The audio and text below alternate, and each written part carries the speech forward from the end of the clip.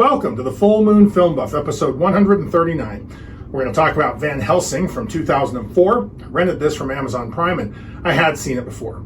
As always, we begin with the prominent crew and cast. You can find links to a more complete credit list in the show notes.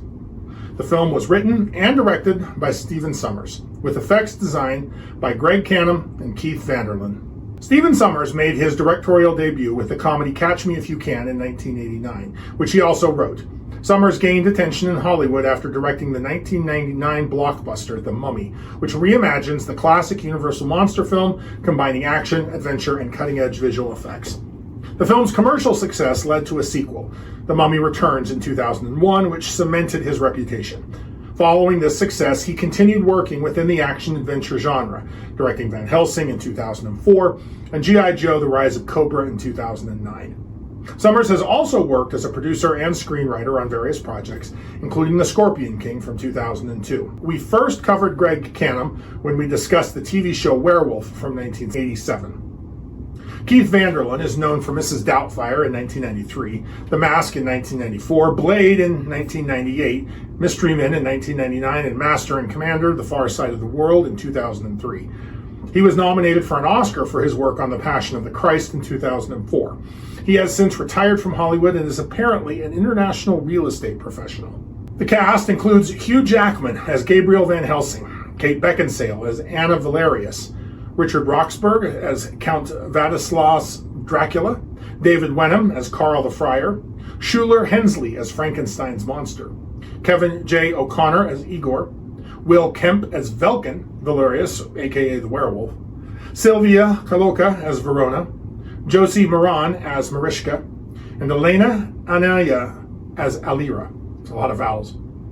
Hugh Jackman became a household name when he was cast as Wolverine in the 2000 film X-Men, a role he would reprise in numerous sequels and standalone films for the next 24 years and counting, creating one of the most iconic and enduring superheroes in cinema history.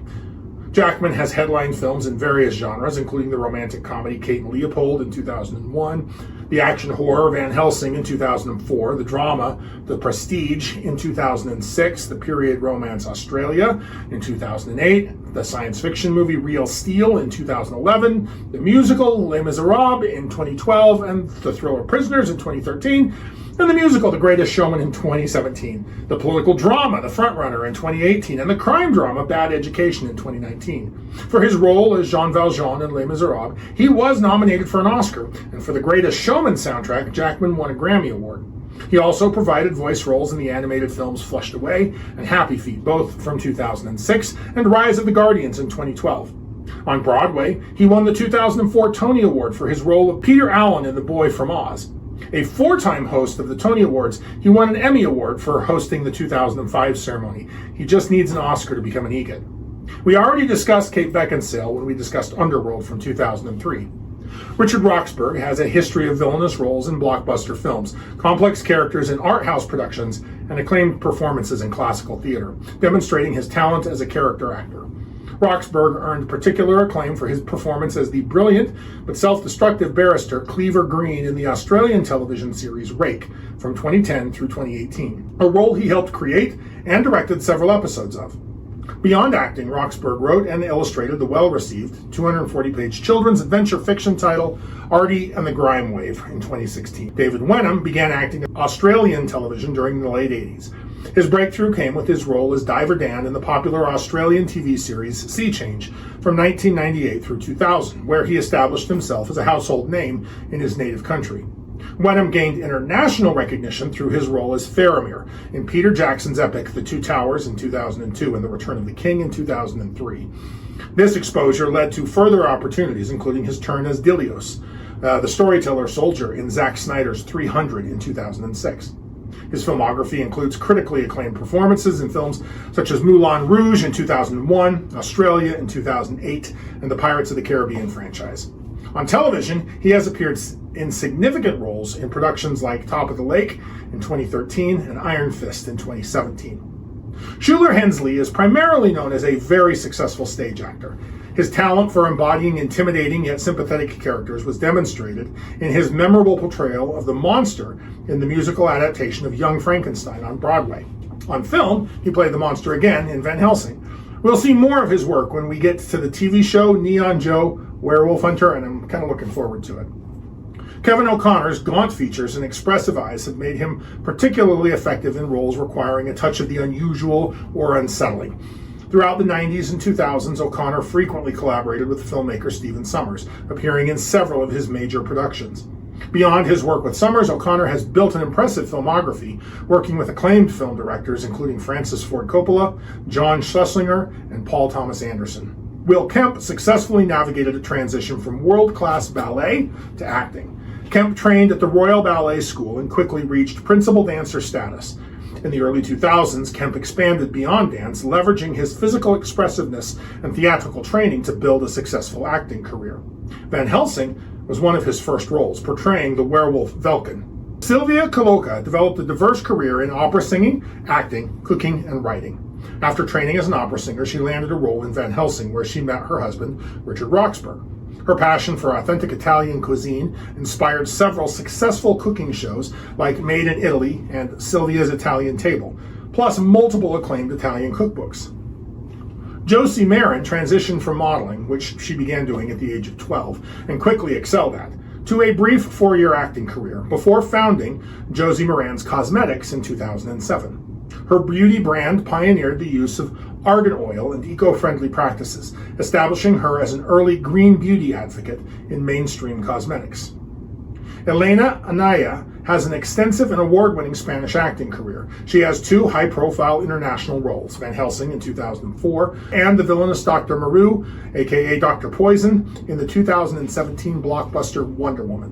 While I recognize this film has flaws, I absolutely recommend it. It's an action-packed monster mashup filled with anachronisms and over-the-top early CGI. It's a popcorn flick that blends classic Universal monsters with modern sensibilities. If you enjoyed stylized action in the vein of The Mummy, also by Sommers, with gothic aesthetics, you'll likely enjoy this bombastic supernatural romp. Its willingness to reinvent classic monster tropes while maintaining their essential appeal represents both its greatest strength and its weakness. The film now exists as an interesting time capsule of a pre-MCU attempt at creating interconnected monster stories, which originally Universal Pictures intended Van Helsing to launch a franchise, with potential spin-offs focusing on individual monsters. Stephen Sommers was brought on following his success with the Mummy films, hoping to replicate that commercial achievement. The production utilized extensive CGI, which was still under development at the time, giving the film a distinctive visual style that has aged interestingly. Many practical sets were built in Prague for the film's European settings, blending real-world architecture with digital enhancements. So, let's go over the synopsis. This movie opens with the Frankenstein movie highlights in about 8 minutes. Count Dracula bankrolls Dr. Victor Frankenstein. Igor also works for the Count and betrays Victor. The Doctor and the monster still perish in a burning windmill. Gabriel Van Helsing brings Mr. Hyde to justice in Paris after he escaped from London. The Vatican orders Van Helsing to locate and destroy Count Vladislav Dracula, an assignment that doesn't really please Van Helsing. He's getting tired of killing monsters for the church, only for the general public to brand him a murderer with a price on his head. He also wishes that his memory was intact. Cardinal Genet explains the assignment and why it's important. 450 years ago, a Transylvanian knight named Valerius the Elder promised God his family would neither rest nor enter heaven until they vanquished Dracula. Only 2 of Valerius's descendants remain, Princess Anna and Prince Velkin. So, armed with a mysterious scrap of parchment, garlic, holy water, a silver stake, a crucifix, an automatic crossbow, and Friar Karl, the Q of the Vatican, Van Helsing sets off. In Transylvania, Anna, Velkin, and assistants use Velkin as bait in a complex werewolf trap. Velkin shoots it with a silver bullet, but it drags him off a cliff to his death. The Transylvanians don't really like strangers, and they don't welcome Van Helsing. Princess Anna challenges their business there. Van Helsing spots Dracula's brides, Alira, Mariska, and Verona, flying toward them. They try to kidnap Anna. Van Helsing saves her. He destroys Mariska by dipping a crossbow bolt in holy water before shooting her. Oddly, the villagers are furious at Van Helsing for this. The vampires only kill 1 or 2 victims a month to satisfy their needs. Now, thanks to him, they will kill more in revenge. Dracula explains that he needed Frankenstein's monster to bring his vampiric offspring to life. We also find Igor training a new chained werewolf. I wonder who that could be. Anna takes Van Helsing and Carl back to the Valerius family castle. Anna wants to hunt vampires immediately, but Van Helsing prefers to wait until daylight and sprays her with knockout spray. When Anna awakens, the halls are dark, but not empty. It's a werewolf. But not just any werewolf. It's her brother, Velkin, who was bitten by the werewolf, survived the fall, and is now a werewolf too. When the moon goes behind a cloud, Velkin changes back into himself, just long enough to warn Anna. The moon comes out, he changes back into a werewolf and lunges at her. Van Helsing appears and fires a shot at Velkin, who leaps out the window. Van Helsing pursues. Van Helsing and Velkin hunt each other, and the gravedigger ends up in a grave that he freshly dug. Very funny scene. Just when Van Helsing gets a clear shot at Velkin, Anna stops him. They have a brief argument about intent, guilt, and forgiveness. She lets him know that Dracula supposedly has a cure for lycanthropy. Van Helsing agrees to help Anna look for the antidote and save her brother. Velkin's trail leads to Castle Frankenstein. Velkin transforms wildly before ending up in his human form. Dracula, Igor, and the Dwergi, ugly little creatures that work for Dracula, strap Velkin to Dr. Frankenstein's machine. Lightning strikes and Velkin's life force flows into thousands of baby vampires who begin hatching. Alira and Verona lead the babies into the village to teach them how to feed. Van Helsing blasts imps. Dracula attacks Van Helsing. Dracula reveals that he has known Van Helsing for more than 400 years. Van Helsing stabs Dracula with the silver stake, but it doesn't work. The stake needs to be made of wood. Anna rescues Velkin from the machine. Suddenly, the vampire babies explode. The reanimation was not successful. Dracula orders Velkin to kill Van Helsing and Anna. In their escape from Castle Frankenstein, Anna and Van Helsing fall into a cave under the burnt windmill, where the not-dead Frankenstein's monster has been hiding. Van Helsing shoots him with a tranquilizer dart, but refuses to kill him, because Van Helsing senses that the monster isn't evil. Van Helsing will only kill evil beings. Before he passes out, the monster explains he is the key to Dracula's research, the one thing that Dracula needs to bring life to his brood. Even though the latest hatchlings died, Dracula has thousands more awaiting birth. They notice that Velkin is spying on them. Realizing that Dracula will very soon know their whereabouts, Van Helsing tries to take the monster to Rome for protection.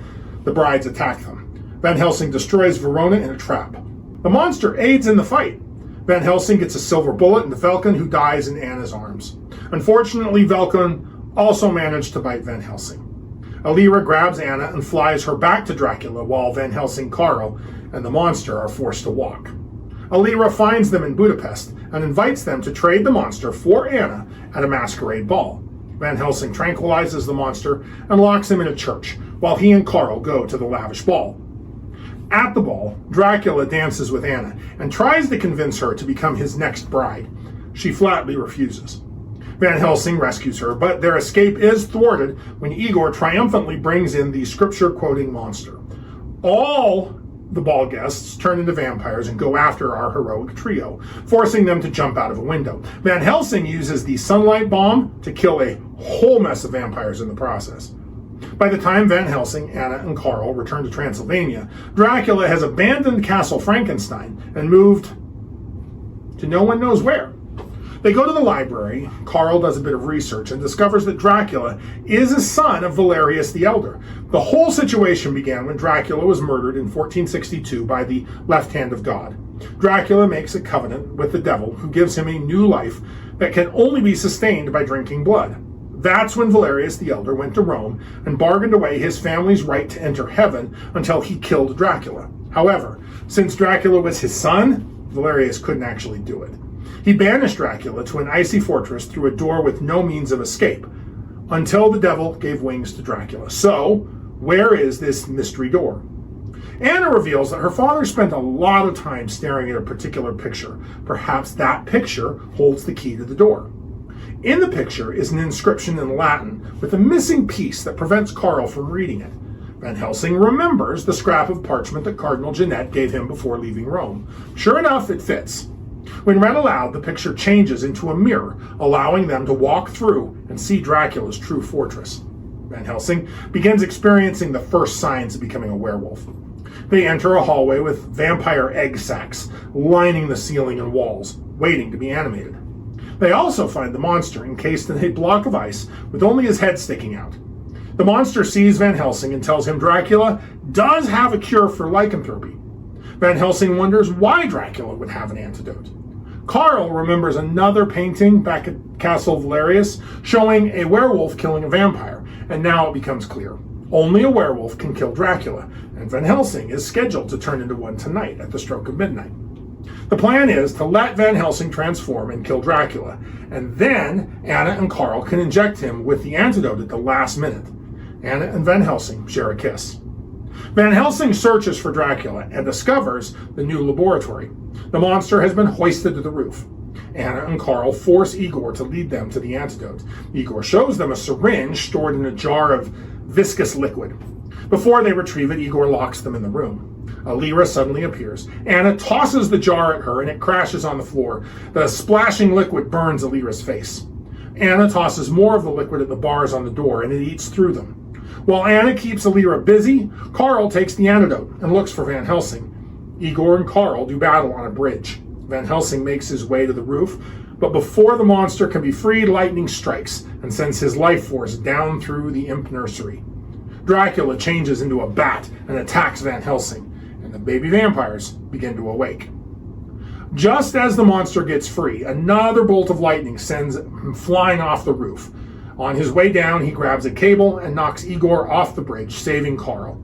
Carl returns the favor and saves the monster from falling. The monster then swings into the room where Anna and Alira fight. As the clock strikes midnight, Van Helsing changes into a werewolf and attacks Dracula. The monster holds Alira at bay while Anna uses the cable to swing back to the laboratory. On the way, Carl tosses her the antidote. Alira catches up with Anna. While Alira gloats about how she's going to drink Anna's blood, Anna spikes Alira's heart. Just as Van Helsing has Dracula by the throat, the moon goes behind a cloud and Van Helsing reverts to his human form. Dracula informs Van Helsing that it was he, Van Helsing, who murdered Dracula all the way back in 1462. The moon comes back out and Van Helsing turns back into a werewolf and chews up Dracula's neck. Dracula crumbles into dust, as do all of his baby vampires. Once Dracula is destroyed, all of his creations are also destroyed. Anna rushes into the room with the antidote. Van Helsing leaps at her, slashing her with his claws and killing her. Carl arrives with the silver stake, ready to plunge it into Van Helsing, but Anna was successful. She injected the antidote into Van Helsing just before she died, and Van Helsing reverts to himself. Van Helsing and Carl hold a cremation for Anna by the sea. The monster departs via raft. Van Helsing has a vision of Anna reuniting with her family in heaven. Van Helsing and Carl ride off into the sunset together. The werewolf transformations in Van Helsing are a significant departure from traditional werewolf effects, relying heavily on CGI rather than practical makeup effects. Unlike the gradual, painful transformations that we've seen in films like An American Werewolf in London, these werewolves transform nearly instantaneously in a blur of fur and muscle. I thoroughly enjoyed the visual of the human ripping their skin off to reveal the furry beast underneath. The werewolves themselves are massive, digitally created beasts, not limited to the biological human skeletal structure that can run on all fours and they can stand upright, with an emphasis on feral wolf-like features rather than the hybrid man-wolf appearance of classic Universal monsters. This design choice reflects the film's overall aesthetic of amplifying and exaggerating classic monster elements for maximum visual impact. Now, we're at an interesting turning point that started with An American Werewolf in Paris. Modern CGI effects take full teams to create, involving a complex ecosystem of specialized artists and technicians working in concert to bring digital visions to life. Visual effects supervisors oversee the entire process, while concept artists establish the initial designs that modelers then transform into three-dimensional digital assets. Texture artists meticulously craft surface details, while riggers build the underlying skeletal systems that allow animators to breathe life into the characters and creatures. These elements are enhanced by technical directors who program custom tools and simulations for elements like cloth, hair, and fluid dynamics. Lighting specialists create virtual illuminations to match practical footage, while compositors seamlessly blend the digital elements with live-action plates. Throughout production, render wranglers manage the enormous computational resources required, and quality assurance teams meticulously review each frame for errors. This highly collaborative process can involve dozens to hundreds of specialists, with larger studios often maintaining departments dedicated to advancing proprietary technologies that push the boundaries of what is visually possible. We're moving past the days when a small team of effects artists manually creating a practical monster effect. If you want a deeper dive into the CGI on this film, the amazing Corridor Crew guys have an episode on this film that you can watch. Now, this film presents a unique interpretation of werewolf mythology. While honoring traditional elements that have defined lycanthropy lore for generations, within this film, werewolves emerge as creatures of tremendous significance, serving as a pivotal element in the battle against the film's primary antagonist, Count Dracula. In Van Helsing, the werewolf transmission follows the widely recognized convention of infection through bites. Once bitten, victims face the inevitable transformation into these fearsome creatures, a concept that's deeply embedded in werewolf lore since its popularization in 20th century horror films. Summers does accelerate the transformation process in this film. While traditional werewolf tales often depict transformation as a gradual, agonizing metamorphosis that unfolds over hours, as the moon rises, Van Helsing presents a dynamic and visually dramatic change. Characters transform rapidly upon seeing the full moon, creating an immediate urgency within the film's fast-paced narrative. The film maintains Silver's cornerstone role as the werewolf's ultimate weakness. This adherence to established lore grounds the film in recognizable monster mythology, despite its more fantastical and superheroic elements. Perhaps the most innovative aspect of Van Helsing's mythology is the crucial connection between werewolves and Dracula. The film establishes a supernatural equilibrium by declaring that werewolves are the only beings capable of killing the vampire lord. This narrative device elevates werewolves from being another monster in the gallery to essential players, creating an interdependence between the film's supernatural creatures. The cure for lycanthropy in Van Helsing adds more dramatic tension. Many werewolf stories present the condition as permanent and irreversible, but Summers introduces hope in the form of a cure. However, this hope comes with a significant constraint. The antidote must be administered before the 12th stroke of midnight following the initial infection. This limited opportunity for salvation creates a countdown element, driving much of the film's third act, combining traditional werewolf mythology with the urgency of a ticking clock. Through these elements, Van Helsing crafts a mythology that's respectful of the traditional lore while introducing innovations serving its specific narrative purposes. Summers demonstrates how classical monster mythology can be respectfully adapted and expanded to create fresh storytelling opportunities within the action horror genre. So, now we're going to move on and talk about the themes.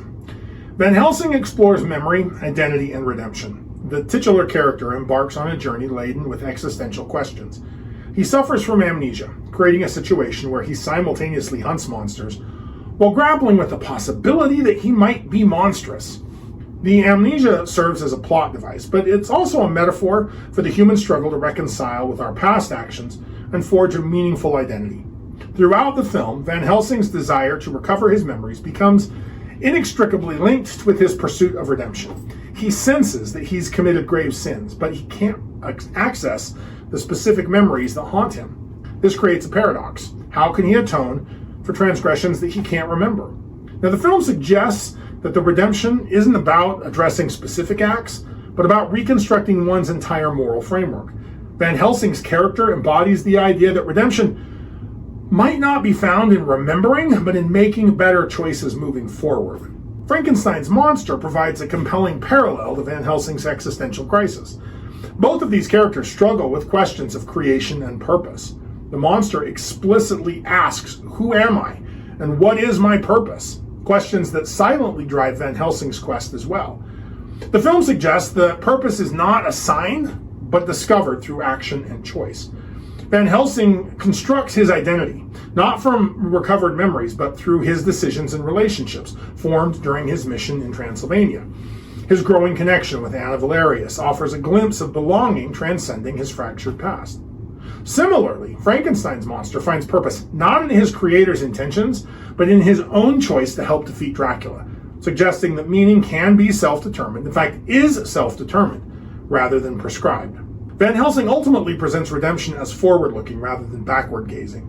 When fragments of Van Helsing's past are revealed, including his identity as the Archangel Gabriel, that's less important than the moral erection of his present path. The perspective offers a hopeful message. Redemption doesn't require recollection or fixing the past, which you can't do, but rather a commitment to virtuous action in the present moment and in going forward.